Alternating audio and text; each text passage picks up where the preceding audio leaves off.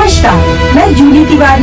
हर समय आपके साथ न्यूज चैनल में आप सभी का स्वागत है। तो चलिए नजर डालते हैं आज के कुछ मुख्य समाचारों पर।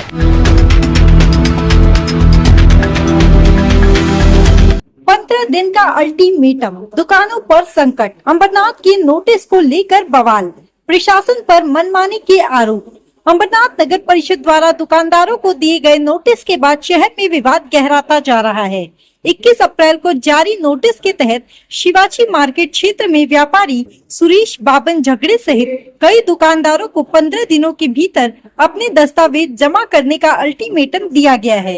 नोटिस में स्पष्ट किया गया है कि अमरनाथ पश्चिम स्टेशन परिसर में बढ़ती ट्रैफिक समस्या को देखते हुए 12 मीटर चौड़ी विकास योजना सड़क के पूर्ण चौड़ीकरण की प्रक्रिया शुरू की गई है, जिसमें सिंधी गली मार्ग पर स्थित कई दुकानों को अवैध निर्माण बताते हुए कार्रवाई की चेतावनी दी गई है। नगर परिषद के अनुसार संबंधित दुकानों का निर्माण 12 मीटर सड़क के दायरे में आता है और यह सड़क चौड़ीकरण में बाधा बन रहा है। इसीलिए दुकानदारों को 15 दिनों के भीतर मालकी हक और निर्माण अनुमति से जुड़े दस्तावेज प्रस्तुत करने को कहा गया है। अन्यथा महाराष्ट्र प्रादेशिक नियोजन व नगर रचना अधिनियम 1966 की धारा 52 से 56 और महाराष्ट्र नगर परिषद अधिनियम 1965 की धारा 189 के तहत कार्रवाई की जाएगी। साथ ही यह भी कहा गया है कि यदि किसी की निजी जमीन प्रभावित होती है तो उन्हें टीडीआर के रूप में मुआवजा दिया जा सकता है। लेकिन इस पूरी कार्रवाई को लेकर अब गंभीर सवाल उठने लगे हैं। स्थानीय लोगों और व्यापारियों का आरोप है कि यह निर्णय बिना किसी जनरल बॉडी बैठक की चर्चा में लिया गया है। न तो इस मुद्दे को नगर सेवकों के सामने रखा गया और न ही किसी मीटिंग में इस पर विचार विमर्श हुआ और न ही शिवसेना के नगर सेवकों से कोई सहमति ली गई। ऐसे में अचानक 15 दिन का नोटिस जारी कर देना प्रशासन की मनमानी को दर्शाता है। मिली सूत्रों की जानकारी के अनुसार जब तक यह मामला नगर सेवक राजेंद्र वालेकर उर्फ राजू सेठ तक पहुंचा, तो उन्होंने तुरंत हस्तक्षेप करते हुए पत्र के माध्यम से इस मुद्दे पर फॉलो अप शुरू किया। वहीं शहर में इस बात की भी चर्चा है कि नगराध्यक्ष द्वारा बिना पारदर्शिता के इस तहत के आदेश जारी किए जा रहे हैं, जबकि पहले ना खाऊंगी ना खाने दूंगी जैसे वादे किए गए थे।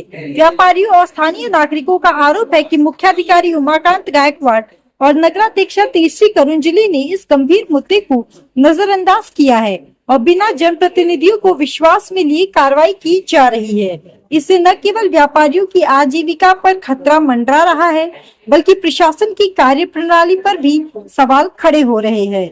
इस पूरे मामले ने अमरनाथ में राजनीतिक और सामाजिक माहौल गर्मा दिया।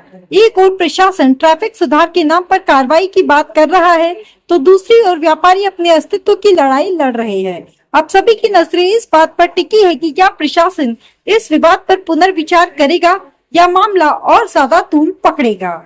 पिताजी के जमाने से 56 साल आई हुई है, क्या बोलना चाहेंगे इस विषय पर? हम लोग पिताजी के जमाने के 56 साल हो गए हम लोग इधर है।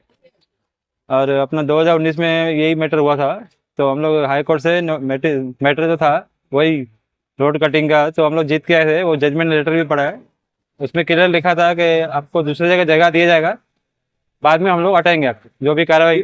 नहीं अध्यक्ष, अभी फिर से जो अध्यक्ष चेंज हुआ है तो उन्होंने वापस ये किया है। तो आपकी मांग क्या है अभी फिलहाल? आपको जो नोटिस लोग इतने साल से ये रोड पे मतलब नीड भी नहीं है, उन्होंने लिखा है इधर ट्रैफिक होता है।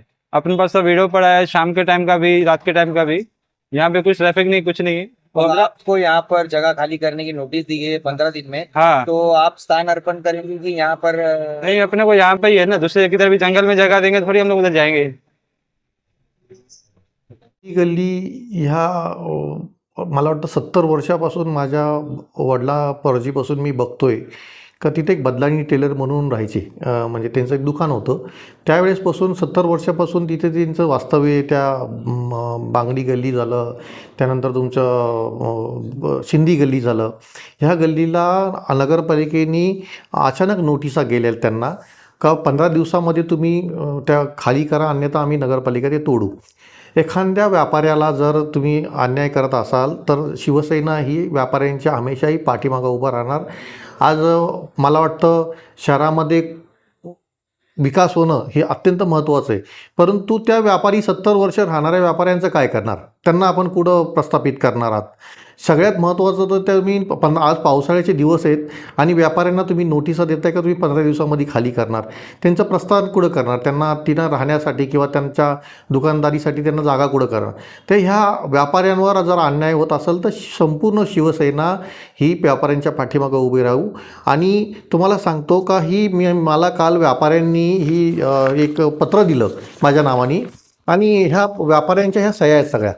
तर व्यापाऱ्यांनी आम्हाला पत्र दिलं का बाबा तुम्ही हे सगळ्यात महत्त्वाचं जेव्हा नोटीस देतो आपण एखादा रस्ता जर वाइंडिंग करायचा असेल तर तो रस्ता वाइंडिंग करण्याच्या पूर्वी जनरल बॉडीच्या समोर तो विषय मान्यतेसाठी ठेवावा लागतो. संपूर्ण सभागृहासमोर तो विषय यायला लागतो आणि तो सभागृहासमोर एकही विषय न येता त्याचं टेंडरिंग न होता यांना डायरेक्ट नोटिसा दिल्या गेल्यात. काय बेसवर दिल्यात? जर आमच्या व्यापारी वर्गावर जर अन्याय होत असेल अंबरनाथ शहराच्या तर त्याच्यासाठी आम्ही वाळेकर परिवार आणि शिवसेना पूर्ण अंबरनाथ शहराची शिवसेना शाखा आणि अंबरनाथची सगळी शिवसेना त्यांच्या पाठीशी उभं राहू. जेव्हापर्यंत जनरल बॉडीमध्ये हा विषय येणार नाही चर्चासाठी, त्याचं टेंडरिंग होत नसतं तेव्हापर्यंत कोणालाही नोटिसा देता येत नाही आहे. आमच्या अंधारात ठेवून परस्पर चीफ ऑफिसर आणि नगराध्यक्ष मॅडम मी त्यांचं एक पत्र काढलं. त्या व्यापाऱ्यांनी मला पत्र दिलं का अंबरनाथ नगरपालिका विकास योजना रस्त्याच्या अंमलबजावणी करण्याबाबत नगराध्यक्ष यांच्या अध्यक्षतेखाली ही मीटिंग घेतली, ठीक आहे, त्याची टिप्पणी बनवली, ठीक आहे, परंतु हा विषय अंबरनाथ शहराचा DP रस्त्याचा एखादा जर विषय असेल तो विषय जनरल बॉडीसमोर सभेसमोर ठेवावा लागतो आणि त्यानंतर त्याचा आपण टेंडरिंग होतं. टेंडरिंग झाल्यानंतर वर्क ऑर्डर होती आणि वर्क ऑर्डरनंतर ते नोटिसा दिल्या जातात, परंतु कुठलेही टेंडर झालेलं नाही आणि त्यांना ह्या नोटिसा परस्पर दिल्या गेल्या.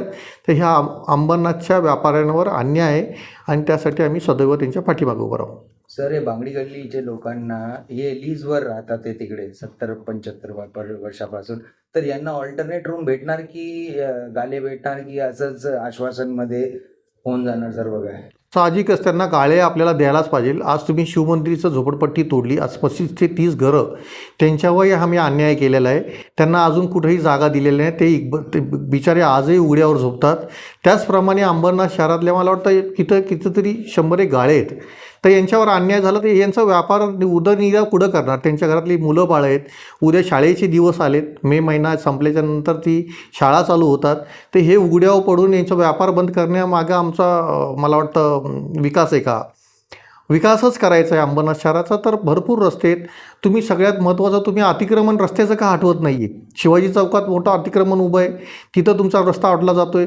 तुमची बांगडी गल्लीमधून संपूर्ण अतिक्रमण आहे, तिथलं ते हटवलं जात नाही आहे. त्यानंतर तुमच्या रोडला जेवढ्या हातगाड्या उभ्या आहेत, आज लोकांना चालणं मुश्किल आहे. अंबरनाथ शहराच्या लोकांना स्टेशनवरून उतरल्याच्या नंतर ते तुम्ही हटवत नाही आहेत आणि नुसता विनाकारण रस्ता रुंदी करून लोकांना त्रास देण्यात माझ्या मते योग्य नाही आहे. अंबरनाथ शहराचा विकास झाला पाहिजे. जर विकासाच्या अडथळी कोणी येणार नाही आहे, परंतु लोकांचा उदरनिर्वाह कसा होईल, त्यांचं रोजीरोटी कशी चालेल, त्यांना तुटलेली दुकानं ती परत कशी मिळतील, त्यांना कुठं आपण त्यांना प्रस्थान करणार, आपण त्यांच्यासाठी कुठे जागा देणार आहात, ह्या सगळ्या गोष्टीचा विचार करावा लागेल. आज स्टेशन एरिया असा आहे का स्टेशनला उतरल्याच्यानंतर बांगडी गल्ली झालं, सिद्धी गल्लीमध्ये लोक विक्री खरेदीला जातात.